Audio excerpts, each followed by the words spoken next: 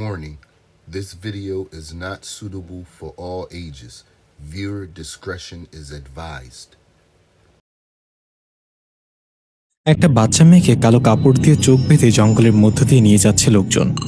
লোকটার মাথায় একটা শীতের টুপি আর গায়ে একটা ময়লা জীর্ণশীর্ণ চাদর পেঁচানো।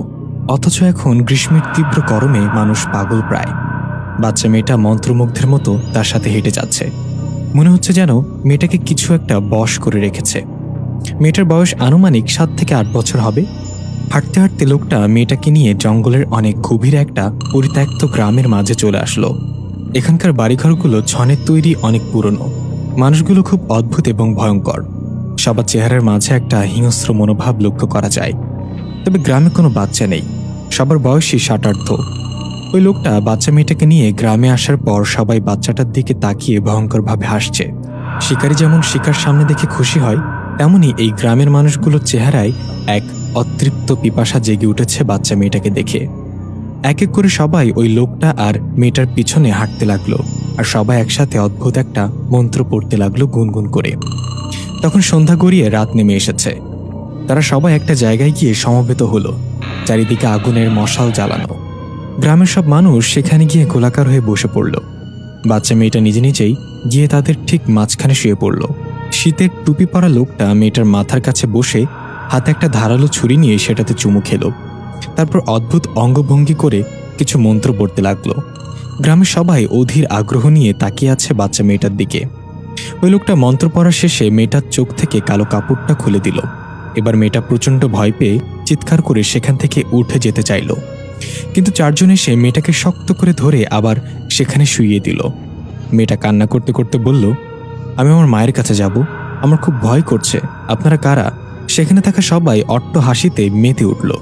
মেয়েটার কাকুতি মিনতি যেন তাদেরকে এক পৈশাচিক আনন্দ দিচ্ছে। হঠাৎই লোকটা ছুরি দিয়ে মেয়েটার গলা কেটে ফেলল। সাথে সাথে সবাই চুপ হয়ে গেল। মেয়েটার কাকুতি মিনতিও বন্ধ হয়ে গেল এক নিমিষেই। একটা বৃদ্ধ লোক এগিয়ে এসে হাত পাতল সামনে। শীতের টুপি পরা লোকটা মেয়েটার দেহ থেকে মাথাটা আলাদা করে বৃদ্ধ লোকটার হাতে তুলে দিল। বৃদ্ধ কাটা মাথা নিয়ে হাঁটতে হাঁটতে একটা পরিত্যক্ত কুঁড়ে ঘরের সামনে নিয়ে রাখল। কিছুক্ষণ পর আচমকা এক ভয়ঙ্কররূপী বৃদ্ধা মহিলা কুঁড়ে ঘর থেকে বের হয়ে মাথাটা নিয়ে আবার ঘরের ভেতরে ঢুকে গেল। একটা ভয়ঙ্কর স্বপ্ন দেখে ধরফর করে ঘুম থেকে উঠে গেলাম। স্বপ্নটা ছিল একটা বাচ্চা মেয়ে আমার কাছে বাঁচার জন্য আকুতি করছে। আমি তাকে বাঁচানোর আগেই পেছন থেকে একটা হাত এসে বাচ্চাটাকে টান দিয়ে অন্ধকারে মিলিয়ে যায়। আমার ঘুম ভেঙে যায়। উঠে দেখি আমি আমার রুমে। চারিদিকটা কেমন এক নিস্তব্ধতায় ছেয়ে আছে। পাশের রুম থেকে মায়ের কোরআন পড়ার শব্দ আসছে। মা সূরা জিন তেলাওয়াত করছে। কিন্তু এত সকালে মা সূরা জিন কেন তেলাওয়াত করছে? বিষয়টা বোঝার জন্য আমি ধীরে ধীরে উঠে মায়ের রুমের দিকে এগিয়ে গেলাম। হঠাৎ করেই কোরআন তেলাওয়াত বন্ধ হয়ে গেল। আমি মায়ের রুমে গিয়ে দেখলাম মা এখনো ঘুমিয়ে আছে। তাহলে এতক্ষণ কোরআন তেলাওয়াত করছিল কে? বিষয়টা মনের ভুল ভেবে আমি উল্টো ঘুরে যখন মায়ের রুম থেকে বের হতে যাব, তখনই বিভৎস চেহারার এক বৃদ্ধা মহিলা এসে আমার মুখ চেপে ধরল সামনে থেকে। আমি আবার ঘুম থেকে উঠে গেলাম। মানে আমি স্বপ্নের মাঝেই ঘুম থেকে উঠে আবার স্বপ্ন দেখেছি। এবার আমি সত্যি ঘুম থেকে উঠেছি কিনা সেটা চেক করার জন্য নিজের গালে জোরে একটা থাপ্পড় দিলাম। অনেক ব্যথা পেয়ে বুঝলাম সত্যি এবার ঘুম ভেঙেছে আমার। আবার আমার কানে ভেসে আসলো মায়ের কণ্ঠে কোরআন তেলাওয়াত, কিন্তু এবার মা সূরা ইয়াসিন তেলাওয়াত করছিল। আমার মায়ের কোরআন তেলাওয়াত ছিল খুবই সুন্দর এবং শ্রুতিমধুর। মায়ের বাবা মানে আমার নানা ছিল বড় একজন আলেম। আমার নানার কাছ থেকে মা এত সুন্দর করে তেলাওয়াত শিখেছে। আমি উঠে ধীর পায়ে মায়ের রুমের দিকে এগিয়ে গেলাম। এটাও কি আমার স্বপ্ন নাকি সত্যি? গিয়ে দেখলাম মা জানালার পাশে বসে কোরআন তেলাওয়াত করছে এক মনে। এবার একটু শান্ত হয়ে আমি চুপ করে গিয়ে মায়ের পাশে বসলাম। মা আমাকে দেখে তেলাওয়াত শেষ করে কোরআন মজিদ বন্ধ করে তাতে চুমু খেয়ে তাকের ওপর রেখে বলল, কি ব্যাপার মহারানী, আজকে এত সকালে চাঁদ মুখখানার দর্শন পেলাম যে? আমি বললাম, আমি আবার সেই স্বপ্নটা দেখেছি মা, একটা বাচ্চা, একটা ভয়ঙ্কর দেখতে বৃদ্ধা মহিলা। মা এটা শুনে একটু চিন্তিত হয়ে বলল, ওসব কিছু না, স্বপ্ন তো স্বপ্নই, বাস্তব দুনিয়ার সাথে স্বপ্নের দুনিয়ার কোনো যোগসূত্র নেই, এসব চিন্তা করিস না। আমি বললাম, কিন্তু মা ছোটবেলা থেকে এই একই স্বপ্ন বারবার দেখা কোনো স্বাভাবিক বিষয় নয়। আমার কেন জানি মনে হয় তুমি আমার থেকে কিছু একটা লুকিয়ে রেখেছ, কিছু তো গোপন করেছ যেটা আমাকে ভাবাতে বাধ্য করে।